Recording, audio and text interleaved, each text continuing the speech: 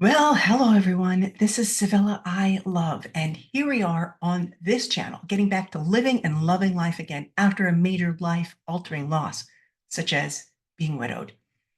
I've got dating a widower 911 tonight. This is an emergency, so much so that I'm battling the flu. I got my hat, and we're gonna get into this tonight. And the second one I've got up tonight is a guy we're calling Nathan, who is in so much pain, was just widowed, and he wants to know what to do about that. So stay tuned, and there's a number marker here if you want to skip to Nathan's. So let's roll. This. Okay, I've got this dating widower 911, and this is an emergency, folks. This lady needs a response, and she needs a response now. I can't always respond right away to people. I try to do my best, but this one just kind of scared me. So I'm getting this out tonight.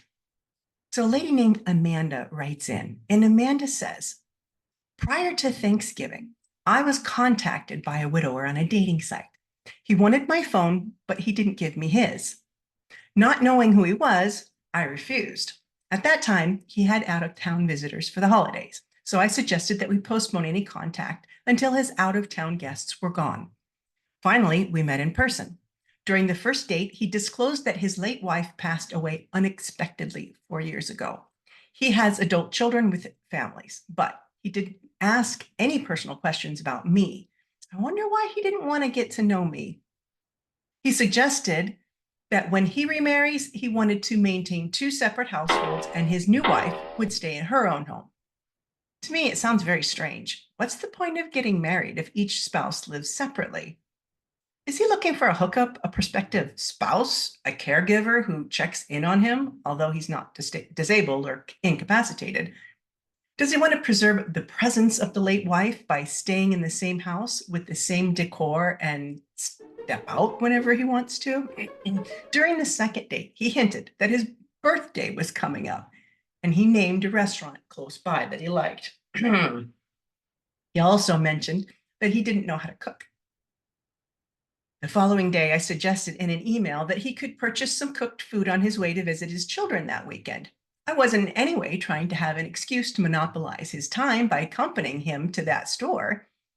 And his response was, weekends are for families, meaning I shouldn't take up his time when it is intended for his family. This comment makes me feel as if I were dating a married man and sneaking around during the week, being a homewrecker. I then sent him a list of restaurants from which to choose to celebrate his birthday. He wasn't appreciative. I thought I was doing the right thing, especially when we've only been out on 2 dates, and offered to take him out for his birthday. On one hand, I empathize with his plight. On the other hand, there seems to be red flags everywhere, and I feel disrespected. Where's my boundary? How can someone be so pleasant on the first date and so irritable after the second, 1 week apart? On one of your tapes, Sevilla, you mentioned that we can help the widower to move on. Though I feel that he was very polite on the surface, I can sense his anger simmering beneath the surface. Where did that anger come from? I'm an innocent party and not a punching bag. Why should I put up with it? So she asked. Number one, why did he mention he would maintain separate households even when he remarries? What an odd idea. Number two, why did he say that weekends are for families? Obviously, I didn't expect him to treat me as part of his family after only 2 dates. It's been 4 years for him and he still hasn't moved on. So why is he dating? To break hearts? How can I help him without being the target of his anger? Whew. Okay, get ready for the response. Okay, first of all, Amanda, I want to say this to you, number one. You sound like a really, really nice lady. You're obviously very compassionate. You've had 2 dates with this guy. You're always already on the internet trying to learn about widows and widowers and what's all this about? Is it different? Do I need to be more careful with him? Is this something to do with his personality? Is something to do with his loss? What's going on? Okay. Number one, you've got to remember that we all bring ourselves to grief. Okay. So if we have a personality issue, let's say we're a particularly selfish person, for example, or a particularly bitter or angry person, then the grief is going to make those qualities possibly worse. Now, some people have a turnaround and an epiphany and understand life in a whole new light after they have a loss. But other people, as we understand humanity, will go down the opposite path and they get worse. So the filter is now a magnifier for those bad personality traits. I think you found one of those guys. And although, of course, I don't know the person and I don't know you or the details, this is a surface answer based on the information I was given.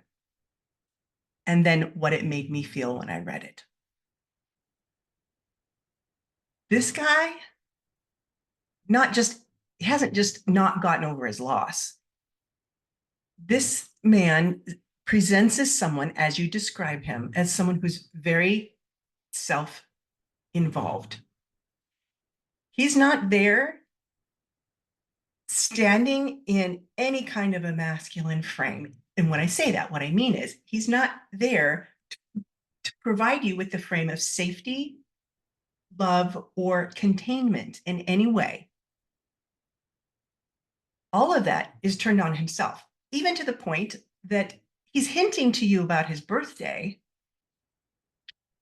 And then you kindly offer to take him out. And then he treats you badly. When you say red flags, I want to, you ever see those big American flags that are on these poles? I've seen these down here in the lower 48 now that I'm down here from Alaska, which is where I'm from. And they're these flags like the size of a building. They're monstrous and they're waving in the air and you can see them from 4 or 5 miles away. That's the red flag I see with this guy for you. Before I say stop, don't go any further, and do not invest in this person because you're setting yourself up for poor treatment, disrespect, and a total lack of value towards you. This is what I base that opinion on. Him on the first date coming out and putting up this huge barrier and saying, hey, don't even, think about ever getting too close to me because this is my life, this is my world, and you or anybody else are not coming in on it. But I might lock it down and marry one of you just so I can have a peace whenever I want it. And that you can be there for me on my terms, in my way, on my time. A man that really loves a woman creates space for her. He wants to love her. He wants to care for her. He wants to provide for her. That doesn't mean he has to pay all the bills, but a man that holds a woman in a safe space in his life to where she knows she belongs there because he provides that sense of belonging to her. That guy is never going to give it to you. This isn't someone that you can help along, okay, in their grief. When I say that about people, you could help them along, are people that actually have an investment of themselves towards their own future and towards you. So that's when grief is primary. This guy has personality issues that you're describing that are very concerning to me. And next, this guy is already angry with you and you've only been on a couple of dates with him. He's already said this time is for family. How rude. How rude. How rude can you be to say something like that to you, to this nice lady he's dating? This guy does not have your best intentions in mind. He is not interested in moving on. He's interested in having someone that's convenient for him. What I want to recommend to you is that you don't just move away from this man, that you run away. Run away. And Another reason I want to say you should run away is because I can hear how kind and compassionate you are. And that's exactly the kind of person that someone like that will take advantage of. Okay. Now, I know there's people out there going, whoa, what about the widows that are doing that with guys? Widows can do it too. There's plenty of women out there that have no problem taking advantage of men. They do and they will, and men will too. And we also know that they're not all like this. So what I want you to hear is this isn't a widower issue. Okay. It's not a widower issue. And you need to take care of yourself. Cut this guy loose. Get back in the dating pool if you want to date. I'm not saying don't be afraid to date another widower, but this one, trash. Trash this date and go for someone else, darling. You deserve better. You deserve better than that. And he's not going to be able to give you what you want or what you deserve or what you need because he's out for himself. So I hope that helps. And it's just straight talk. Dating a widower, that's a 911. Red flags all over the place.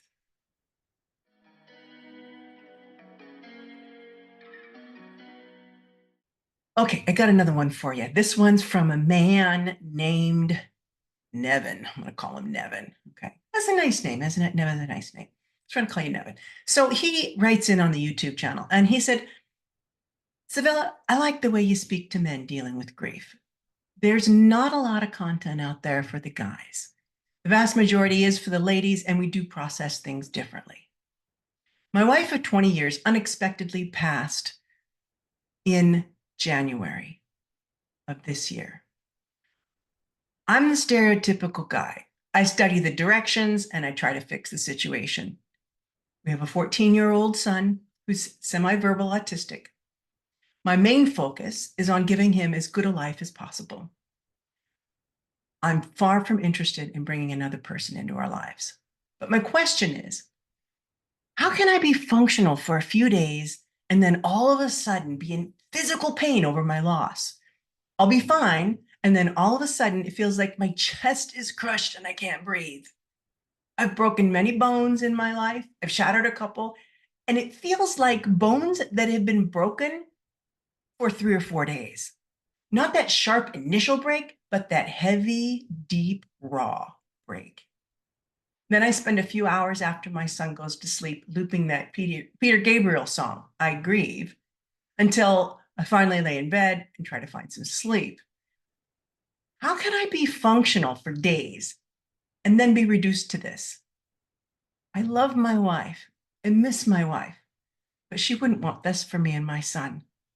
Feel free to be as blunt as possible. Ooh, Nevin, honey, you are so close to your loss. This just happened to you. Okay, so January, it's February. It's been just barely over a month for you. So when you say it feels like not the sharp initial break, but the deep raw pain of the break that is heavy and throbbing and it sits with you. And how can you not feel it at one moment and feel it at another? Okay, so number one, we've got to understand trauma and what that does to the body and the brain and the neurobiology of all of that.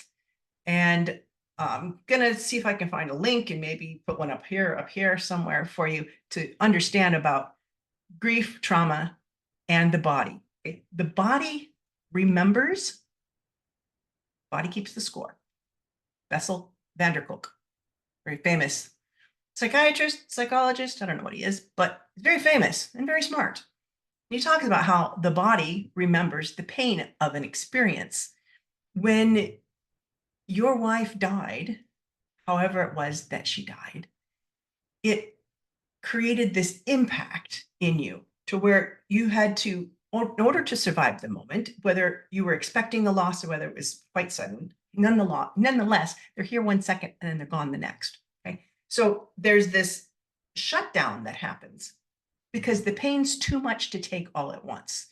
The enormity of what just happened is so overwhelming and so massive that the brain literally cannot handle it all at once.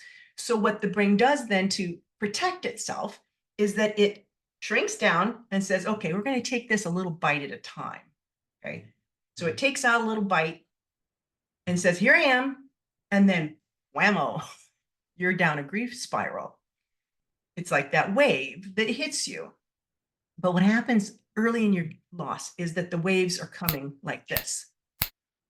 Okay. And it is just so powerful that all you can do is sink yourself into it. There's nothing wrong with you, Nathan, for feeling the way that you do right now, for laying in your bed at night and listening to Peter Gabriel and going down the black hole spiral of pain and suffering and feeling your chest, because this is where we carry the emotion, is here and here. And for a man like you, who you say is stereotypical male, you've broken a lot of bones, that lets me know that you've had a pretty rough and tumble life. You've been very active. Maybe you were a daredevil and you did lots of crazy things. Maybe you were into sports. And so that means that you're a man that tackles and takes over life as it comes to you. You don't necessarily think about it. You just dive right in and do it. Worry about the consequences later. Well, what happens with all the emotion that goes into all of these different experiences is that they get held very tightly here. This one is so enormous that your body is interpreting it, maybe interpreting this as a physical pain, because that makes sense to you. Your brain understands physical pain more than it understands the emotional pain, because this is so enormous. So it's connecting this pain that you've experienced several times in your life to the physical pain of breaking a bone, because your brain can process that. Does that make any sense to you? This is what I'm talking about. There's a neural network in the brain that relates experiences. It's like, oh, okay, that red thing was hot when I felt the heat. Okay, next time I feel a heat and it's red, I probably know that that's going to burn me. So your brain registers that very, very early on in life. So you had all of these broken bones. I mean, I've never had one broken bone yet. Hello, I know it. And I can't relate to what that feels like, the broken bone. But what I know is that I've had some pretty bad car accidents. And I know that whenever I get around a corner, start going towards a corner, then there's a fear that comes up in me. And I can feel my blood pressure rise. I can feel my heart start to go faster. And if somebody else is driving, I close my eyes almost every time when I'm going around some kind of a sharp corner, even when we're going relatively slow, because my body remembers the trauma of the car accident and I can feel it all over again. So your body remembers the trauma of the bones breaking because it can make sense of that. It relates the emotional pain you're experiencing to the physical pain of breaking a bone. Okay, this is a possibility. We're just looking at options. Okay, number 2, you definitely need to see your doctor. Okay, you definitely need to see your doctor because there's other things that can be going on in your body right now that you should have checked out.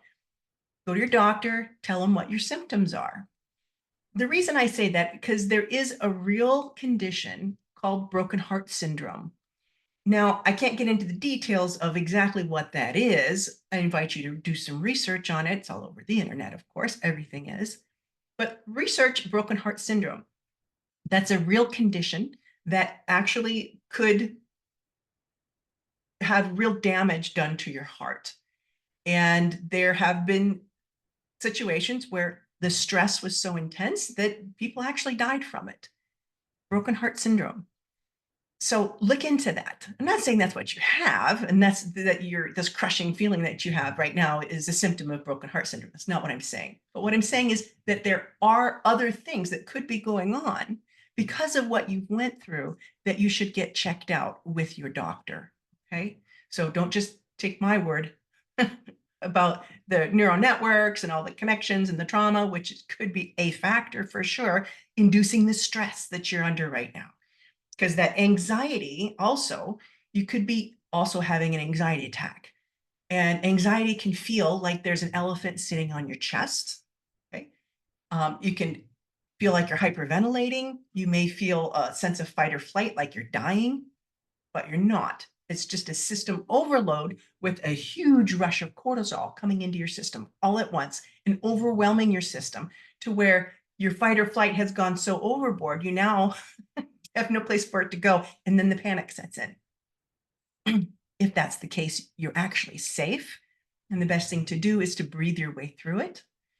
You can sit up, put your hands over your head to get a lot of oxygen in, slow breathing in, out. And whether or not you're having a panic attack or not, the slow breathing is going to be very helpful and important for you to do when you're in the depths of the grief, because sometimes your body can forget to breathe, or sometimes you feel like you have to force yourself to breathe. You were left with a son that has special needs. And I understand that the dynamic between a man and a woman, a married couple, you guys share duties to do different things. And she probably provided a very specific way of being with your son that wasn't what you did. And not that that's a bad thing. You bring balance into the relationship, you bring balance into the parenting, you do things differently. And now it's all on you. And that also can add to the stress, the fear, the anxiety that can come up. And if you're not recognizing the emotional piece, like you can't name it, you just feel it, right? And then, so that's what's going on. So what I would invite you to do in those moments is to, rather than judge the emotion that's there or the feeling that's there, but to pay attention to it. Pay attention to it and breathe. Where do I feel this? Feel it on my chest. Is there an emotion here that I'm having? Ask yourself this, because you may not be the guy that sat around talking about your feelings and kumbaya. It's okay. But now might be the time to do that, because now it needs your attention. I also recommend getting some personal help and support with the grief that you're going through. And at this early stage, I wouldn't recommend a group unless that's what you really want. But I would recommend a one-on-one with someone who's a grief and loss specialist. Now, this is what I do. I'm a grief and loss specialist. And I provide coaching for people around that. So you're welcome to contact me if you like, but you can't use your insurance with me because all I can offer you is coaching unless you're in one of the states that I'm licensed in. That being said, you can go to a couple of different places to be able to find a therapist. And what I recommend is doing a search for someone in your area, and then do a filter for grief. Okay. Filter for grief and what your insurance type might be, and then go through whatever options are in there for you. If you want my help, let me know. If I have time and availability, I'll find some resources for you and send them your way. Okay. If you're 5 years from this and you're listening to it, can't do it for everybody. Okay. But that's how you can find somebody, or, I don't know if you have a church or, some other kind of place. You could also probably call hospice. Hospice often has a list of therapists that specialize in grief and loss that get it. So somebody that can walk with you through this space and time in your life, because this isn't a time to be alone. This isn't a time to suck it up, buttercup, and tough it out.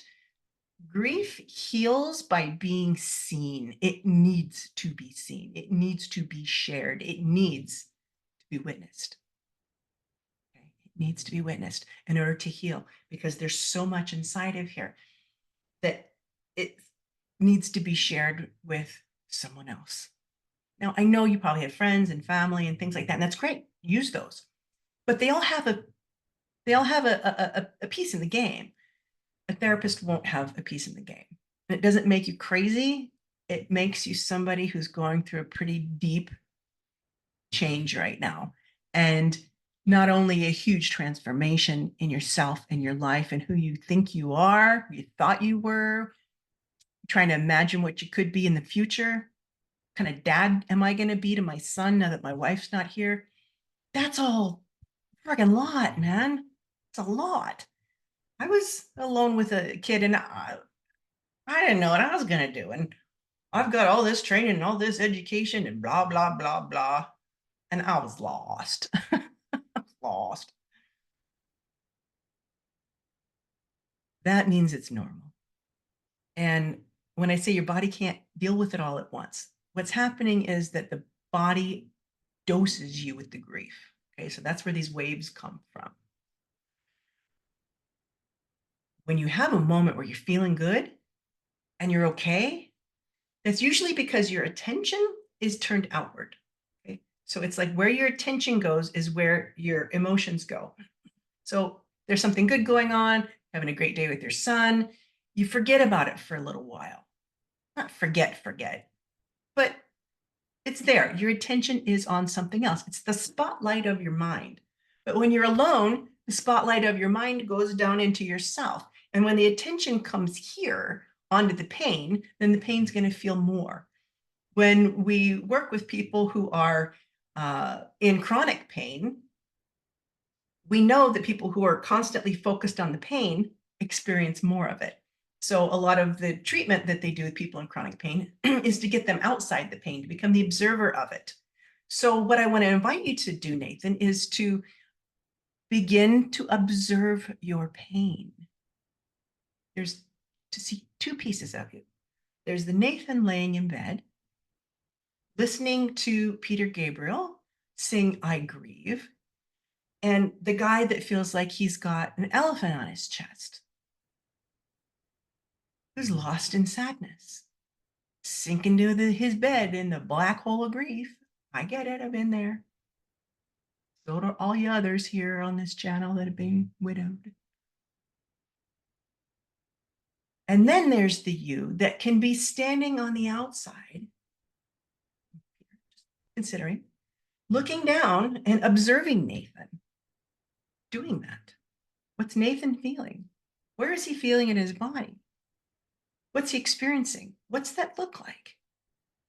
Now, this observational perspective is not judgmental. It's not, oh, look at that old lump. He can't handle this. He didn't know what the hell he's doing. Look at that loser.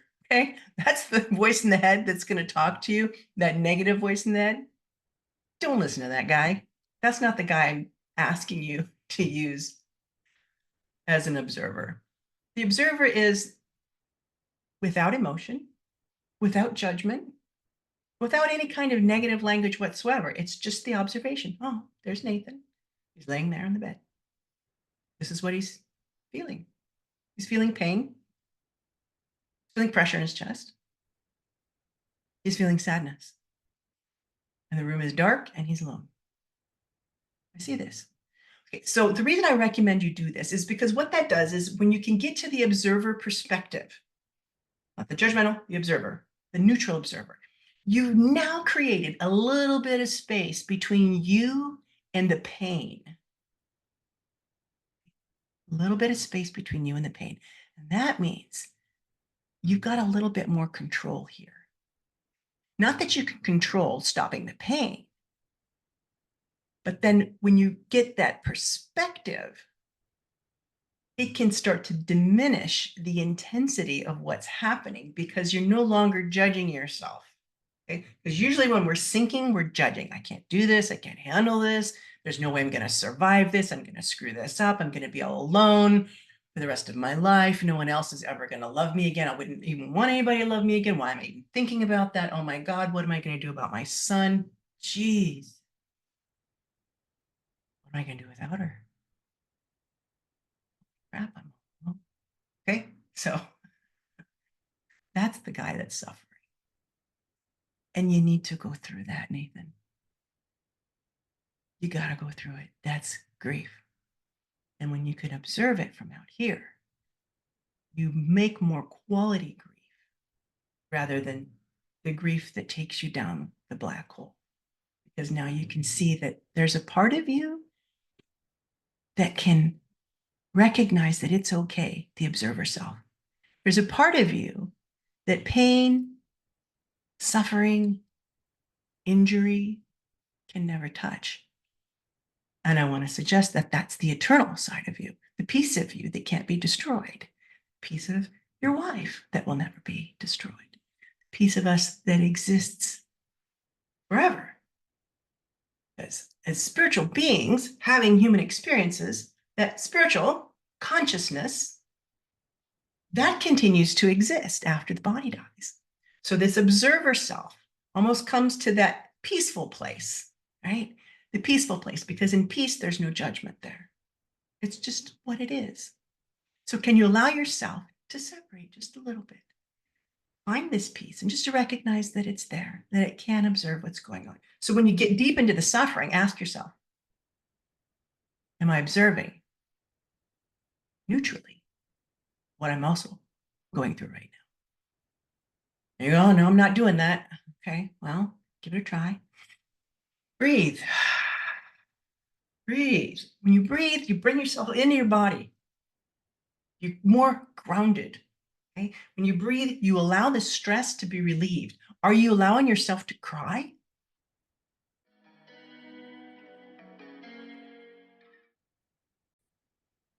Sorry, I had to take a quick break there. I wanted to ask if you are allowing yourself to cry. And the reason I say that is because stress hormones, cortisol, comes out your eyes. So it is a physical release of the cortisol, which feeds into the tightness in the chest, the stress, the panic that comes out the eyes. Okay? So you don't have to have all the symptoms of panic to be experiencing panic. Again, also seek out your healthcare provider to get a checkup and tell them your symptoms. But allowing yourself to cry gets those cortisol hormones out. It relieves the stress that is good for you to do. Okay. And anything that you can do also to increase any kind of feel good hormones in your brain, do that. Exercising, having orgasms, doing things that you love and enjoy, being out in nature, whatever it is, to help you to experience a little bit more pleasure in your brain, because the grief can suck all that right out of you real quick. Okay. So please do take care of yourself. And please know that you're not crazy. You're not doing this wrong. You're exactly where you should be right now, this close to your loss. Just know that the next year isn't going to be fun. And you will have times where you're feeling better. And what I want to invite you to do is to really lean into those times, invite them, and know that it's okay. And when you hit a brick wall and you go down another black hole, don't feel or don't judge yourself if you feel like you've gone 5 steps back. This means because I feel horrible right now that I'm never going to get better and it's always going to be bad. How come I can do better and then go backwards? You're not going backwards. Number one, you're not going backwards, going forwards. Forwards because time is passing. Right? There is no going back because you can't unlearn what you've learned, can't undo what's been done. But all that is a pause. It's not backwards. So you have a dip, you have a valley here, and then you start to feel a little bit better and you're ready to try again and get on your feet. As time goes by, those grief waves will get further and further and further apart. Okay? Further and further and further apart. It's going to take time for that to happen. Be patient with yourself, with your son, and know that you're not doing this wrong, Nathan. You're not doing it wrong. There's no right way to do it, but there isn't a wrong way. Just got to be present with yourself as fully as you can.